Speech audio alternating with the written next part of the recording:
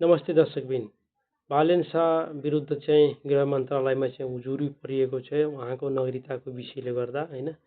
उहाँको थर जुन छ नि आफ्नो इच्छाले राखेको भनेर त्यही भएर चाहिँ उहाँमाथि चाहिँ निवेदन दिएको छ हैन।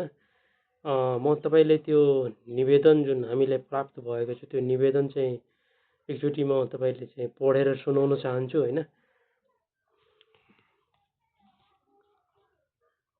विषय विषय हैन विषय आफू खुसी थर परिवर्तन गर्ने बालेन शाहलाई नागरिकता ऐन बमोजिम आवश्यक कारबाही गरी सो नागरिकता रद्द गरी पाऊँ भनेर यो चाहिँ विषयमा लेखिएको छ हैन।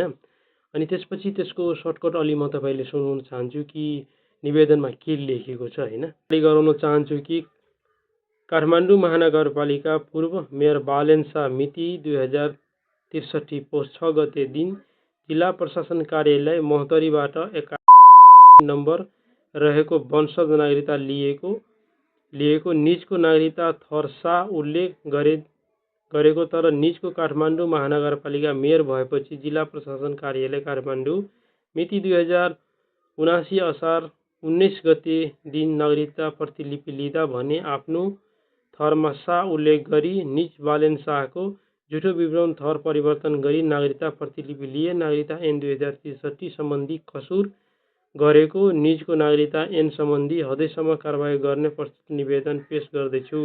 नेपाल नागरिकता ऐन 2063 को दफा 12 कुनै पनि नेपाली नागरिकता झुटो विवरण दिई नेपाली नागरिकता प्रमाणपत्र लिए प्रमाणित हुन भए तोकिएको अधिकारीले त्यस्तो नागरिकता रद्द गर्ने छ।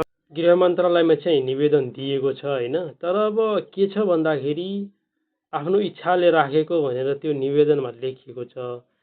शाह जुन छ नि त्योमा चाहिँ जुन सह छ नि हो त्यो चाहिँ आफ्नो इच्छाले राखेको हैन।